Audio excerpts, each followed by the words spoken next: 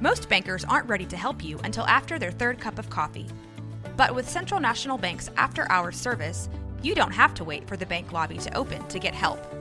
You can contact us from 6 to 8:30 in the morning or from 5 to 10 in the evening, and we'll connect you to a real, live, local person who can answer questions and fix problems 7 days a week. Bank different. Bank Central. Central National Bank. Member FDIC.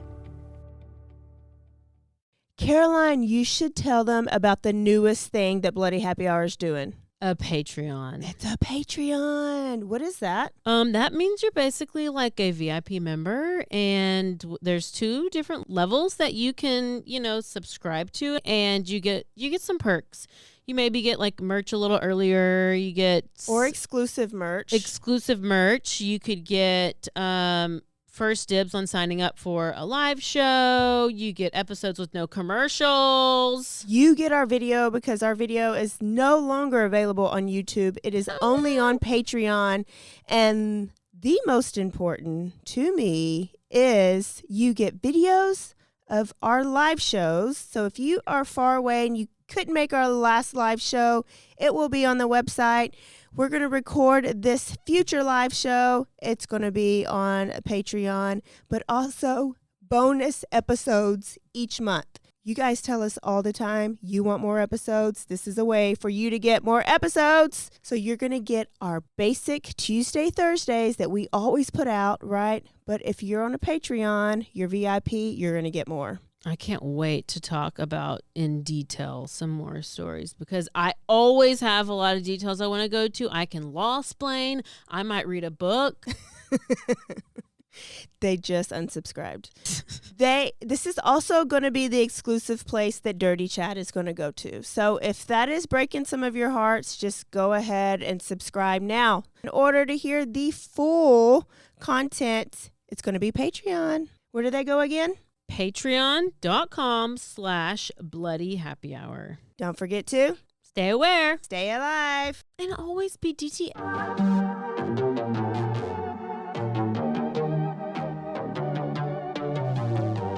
Hey y'all, I'm April. And I'm Caroline. And this is your Bloody Happy Hour. Caroline, are you ready for this? This is your newest guilty pleasure. It's the bloodiest part of your week. Did we say something about it also being happy hour? Show did. Because we about to be sipping on some murder. Bloody Happy Hour.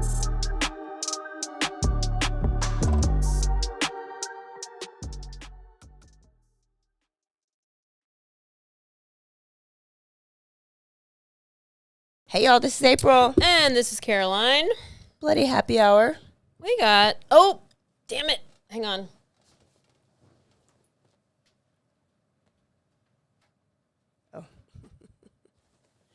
We're back. Bloody Happy Hour, Tuesday edition. We got some quickies for you, and I've not been following any of the news, so tell me what's going on. Okay, well, let me tell you. Do you remember back, a while back when we covered a quickie, and it was about this, quote, TikTok star, but he really wasn't a star, and he had bugged his kid's iPad, and he heard, like, through the iPad that his wife was like had a guy over at the house, and then he ended up shooting them. Do you remember that back in the day? And the name was Ali, and we called him like a boo. Yeah, it was a weird name. Whatever. Yeah. Uh-huh. Well, he just had his trial. It was not live streamed, but they did stream because he testified, and they streamed his testimony, his cross-examination, and his sentencing. Okay. So we have all of that for you to start off with. So TikToker Ali Abulaban. That's exactly how you say it. Okay. Abulaban. He was found guilty on 2 counts of first-degree murder using a firearm, as well as special circumstances charged for killing multiple people on October 2021. So this has happened October 21. I was like, we did cover this, but have we been doing this for that long? But he was charged for it was his wife Anna and her male friend. We'll just call him Ray. It's Rayburn Barth, whatever. We'll call him Ray. because he thought that the wife was cheating. Okay. But he pled not guilty. Okay. He pled not guilty, but he never denied pulling the trigger. I don't know why you're going to plead not guilty. I'm confused with it. And instead, he argued that it was a crime of passion and that he had discovered that his wife was having a relationship with another man. And where he's from, that's okay, and you dishonor the family. That's probably exactly right. The couple had been having issues in their marriage at the time of the killing, and he actually was living in a hotel, but he had been stalking Anna, his estranged wife, after she told him, leave the apartment. So she made him leave. He's in a hotel. They have a daughter. He gets the iPad. He installs this device where he can listen. And so he's able to spy and hear. So he had basically bugged the apartment and, like, did it when she was gone and whatever. So he's listening to this app, and he hears wife Anna talking to another man. He then goes back to the apartment with a loaded gun, and the prosecutor said that he carefully weighed his options and he decided to kill before he entered that apartment and shot them to death. So that's obviously premeditated because he went there with a loaded gun. Yep. He shot the guy, Ray, 3 times, I believe, in the chest, in the arm, and in the head. Damn. And then he shot Anna once, point blank, in the forehead. Damn. His testimony was spanned over several days, and I think it was 3 days to be exact. And apparently it was it set a courtroom record for the longest. Defendant who had said on the witness stand, he admitted the relationship was tumultuous. He confessed to using drugs, cocaine, and to abusing Anna on multiple occasions. He said, I snapped. I was just very impulsive. And he said that one time I rolled on top of Anna and I began punching her. And his attorneys argued that he was emotionally, mentally, and physically compromised, and he never planned the lethal attack, which obviously he did. During the trial, his mom testified that moments after the incident, he called her and he confessed to committing the double murder. They had been together for 7 years. They had 1 child, and then he will be sentenced on June 28th, and he is facing life in prison. So as I'm listening today to his testimony, because this just happened, he's cheating on her just as much as she's cheating on him, and she's not even cheating on him. And he even said that he was like I guess the wife was going to go to a party, and she goes to this party, and he's in the elevator going up to to his hotel. Some girl gets in the elevator. She has tears in her eyes, and he's like, oh, like, are you okay? And she's like, oh, I'm having issues with my sugar daddy. And he was like, I was really intrigued. Like, what's a sugar daddy? And then he gets out of the elevator, turns around, looks at her, taps his nose, like, do you do this? Meaning, do you do coke? And she was like, yeah. And he's like, okay, you want to come do some coke in my apartment? And then go in there. They go into the apartment. They're talking on the couch. They're sitting further apart from each other. They do a little coke here and there. And then they were going to, get physical. And then she's like, oh, I forgot I'm on my period. So then she couldn't have sex with him. But he was DTF, not our DTF, but that DTF. Yeah. So he basically, went crazy over, it's just one of those, very domestic violence. There's recordings of just their conversations, and it's crying and it's fighting, and it's just awful, and everything that you could imagine. That was terrible. But yep. That's horrible. So he is, We're going to talk about domestic violence on a Thursday episode. Oh, okay. There's plenty of them, so there we go. Then we have this, Minnesota. It's Minnesota, right? Yeah, that's the Dahmer, that's the Halderson. Milwaukee, that's Wisconsin. Oh, Damn it. They're right next to Minnesota. each other. They're basically the Basically, same. yeah. It's like Idaho and Utah are basically the same. Minnesota and Wisconsin are basically the same. Okay. So Jack Ball. Idaho and Utah's by each other. We always talk about this. I feel like Idaho's in the other part of the Oh world. no, Idaho and Utah are literally the same. Got it. Yeah. And okay, Jack Ball is accused of murdering his sister, Bethany. What? Police were alerted. Did you hear about this?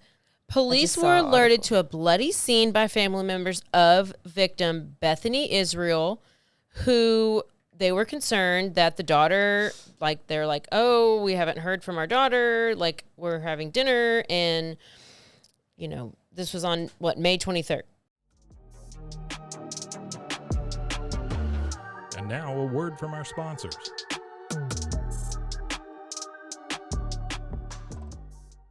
Hey, I'm Blair. And I'm Brittany. And we're the host of By the Cover Podcast. We cover everything from mysteries, thrillers, romance, chick lit, and even some smut. Don't forget the smut. Yeah. We're so excited to get this thing going and share this with you guys. We've been talking about this for months, and it's finally happening. Yes. Special shout out to Rogue Media for helping us with this. For sure. For sure. You can find us on Instagram at bythecover_podcast. You can also find us on Facebook and TikTok, so don't forget to give us a follow on those two also. And we are so excited to dive into some of our favorite books and share those with you. We can't wait. Hope you love it.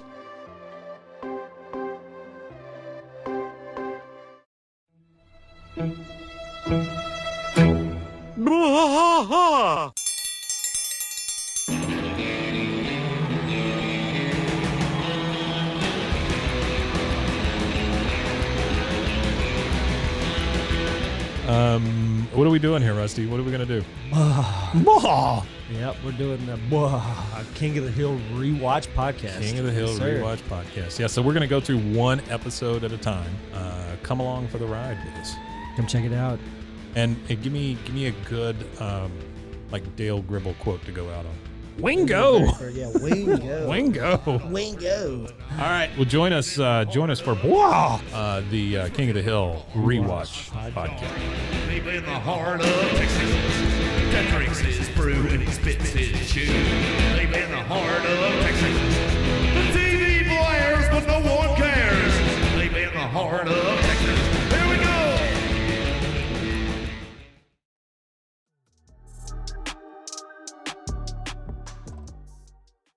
So, anyways, when a family member went to the residence of Bethany Israel, and that's where they were like eating dinner. This Jack Ball was allegedly seen leaving the scene, but inside the home, the family members found a significant amount of blood. Called the police. Police responding to the home allegedly found bloody knives and dismembered body parts. Damn. Believed to belong to Bethany. Police ended up finding Jack Ball, the brother, at some other Rosemont area. I don't know where this is, but a neighbor reported that a man had placed a body part on their front step. What? Ball was arrested and had he had like a self-inflicted wound on his neck. And according to the criminal complaint, police said that they found journals belonging to him, which he allegedly wrote that he was upset that his sister was pregnant. Oh, and she wasn't pure anymore? And no longer innocent. Were they Mormons? I don't know, but they were from They're probably Wisconsin Mormons. or Minnesota. Medical examiner ruled that Bethany was between 17 and 18 weeks pregnant when she was killed. So he killed his sister because she was no longer innocent. So she wasn't married? Was she married? I don't know. They did not tell me about that if she was married. But it just doesn't make sense. It doesn't. I guess it never does. The allegations of the case are deeply disturbing and horrific, and there's been a GoFundMe that started. Jack Ball is, first of all, your name is Jack Ball? That's your first red flag. That can be a pretty cool name, or it could be a name of a total failure. Exactly. He's charged with 2 counts of second-degree murder, including one for the death of an unborn child, and, well, obviously the other for her. Damn. And there's this just happened. There's been no plea entered. There's been no attorney retained. Like, nothing's like that's just happened. In the trial, it has to come out. He has to be some weird religion. And like maybe some cultures, like I've seen a couple Law and Orders about this, where the brother will kill the sister for shaming the family. Like if the sister has sex or, but I just don't understand. Or he's just totally obsessed. He obviously had like a incest thing. I think there's a spaceship over us. Dude, it's totally so dark. freaking dark right now. It just got so dark. Like, are we safer up? We're not safer up high. We're in the Alico right dear now. God, make me a bird so I can fly far, far away from here. It just got. It's like the movie Independence Day. Remember where the whole? You know why? Because the verdict for the Trump trial just came in, Oh, so goodness. the clouds are. It's like doomsday. Oh Lordy. Oh, it's that cloud seeding. I tried to tell y'all about that cloud seeding. Look at all this stuff like flying around us in a circular motion. Oh, it's just a tornado. It's fine. It's fine. It's totally fine. Can we hear the sirens up here? Maybe. So, oh gosh. Hang on. Is it the I news? feel like I'm gonna throw up. Okay. Because of the Trump trial? That's what people are texting me. Oh. Okay, we're going to mass. And nothing's going to happen to him. Have you not learned? Nothing's going to happen to him either way. It's just going to make him, even if he's convicted, it's going to make him more popular for y'all. Oh, yeah. I mean, so you ought to want him to get convicted.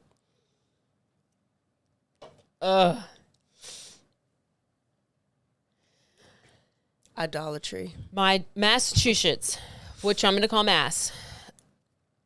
Have you heard of the bad breath rapist? Oh, no.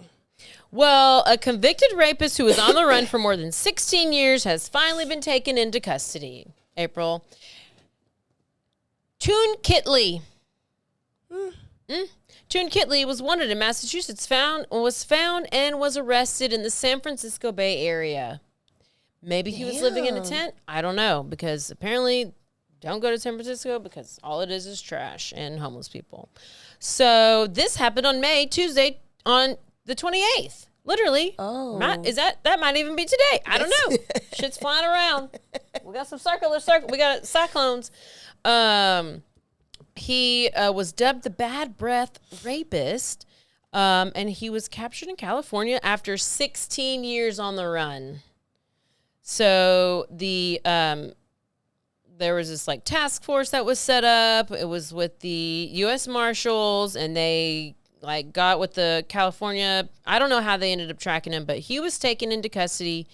Well, it says the USMS Pacific Southwest Regional Fugitive Task Force. That's a lot in your mouth. In Northern California, assisted in the mass task force, and all these people got together and they were like, let's find this guy.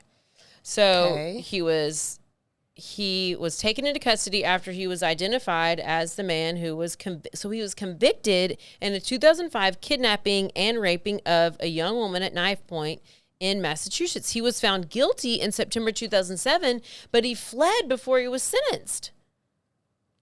That's why he was wanted, and that's why they knew who he was. Yeah, but like, if you're on bond, I guess I didn't think it was a threat. Anyway, there was a reward for $10,000. He was featured on multiple America's Most Wanted episodes.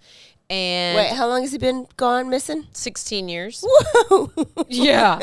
With his bad breath. You know why? $10,000 reward. Didn't nobody give a shit. Ain't That nobody wasn't like, enough money. no, inflation, bitch. So after he fled, he was dubbed the bad breath rapist. Once it was revealed that a piece of evidence noted Lee was identified as assailant because of his foul breath and his DNA. So MSP, that's Mass State Police. Investigators learned that he was staying in Diablo, California, a couple of miles away from some other suburb in California, and they went to the police department on Tuesday, May 28th. He was taken into custody after he was pulled over, traffic stop. He gave him a fake name, but they pressed him, and then he confessed to his true identity, which was confirmed with fingerprints. He was transported then to the police department for booking, and then he was transported back to Massachusetts, and he had a female companion for 15 years who did not know of his identity and obviously did not pay attention to his halitosis. He had that since a year after he fled. Oh, my goodness. Like, really? Really? How dumb does she feel? It's probably not her fault. Probably fault, real wow. dumb. And then pregnant sister. Well, I do have another one, but it's Chad Daybell. That's the kicker. Chad Daybell. So Lori Daybell and Chad Daybell. Lori was sentenced months ago convicted for murdering her 2 children, and I don't know if husband's wife. if Chad's wife was part of it too. Yeah, but Chad Daybell. Okay. Oh my gosh, she's guilty on all counts. Okay. Oh my gosh. Okay, we have breaking news, but first. Oh my gosh. Okay. Chad Daybell. Count 1, conspiracy to commit first-degree murder, guilty. Count 2, first-degree murder for Tylee Ryan, guilty. Conspiracy to commit first-degree murder, J.J. Vallow, guilty. First-degree murder, 9 counts. Grand theft, guilty. Insurance fraud, guilty. Guilty. Tammy Daybell, guilty. All the things, guilty on every single count. And his sentencing, there's going to be a sentencing phase that's about to start. But that'll take, I don't know how long that takes, but he is going to be able to, he's facing death penalty. Okay. Lori didn't because the state messed up some paperwork or whatever. There's shit flying everywhere. No. I know. And this is literally the end of the world because now if birds start running into the window, I'm dead. And also, we do have breaking news about Trump, and he has been found guilty on all counts. This country is disgraced. Alvin Bragg should be disbarred. I'm just reading things, so that's just what it is. Cat Williams said people will be exposed. 2024. Oh, shit. What were his charges? I haven't even followed any of it. I have... Is this still the woman that is this like the rape case or no? Yeah, but each felony count Trump was facing carries possibility of 4 years in prison, but experts say that Merchant chose house arrest or probation.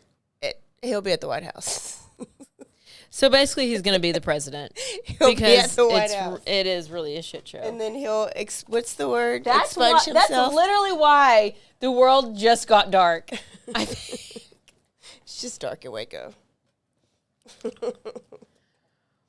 Goodness. Oh my gosh. Okay, this is that's really all I have. I had all the stories, and that's your news, and good stuff. Here we go, and goodbye. Where are we going on Thursday? We're going to Virginia on Thursday, and the treadmill jury is deliberating right now for the treadmill.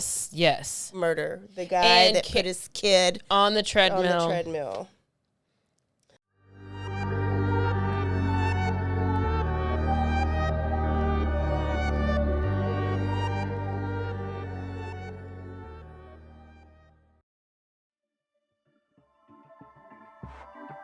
This has been a Rogue Media Network production.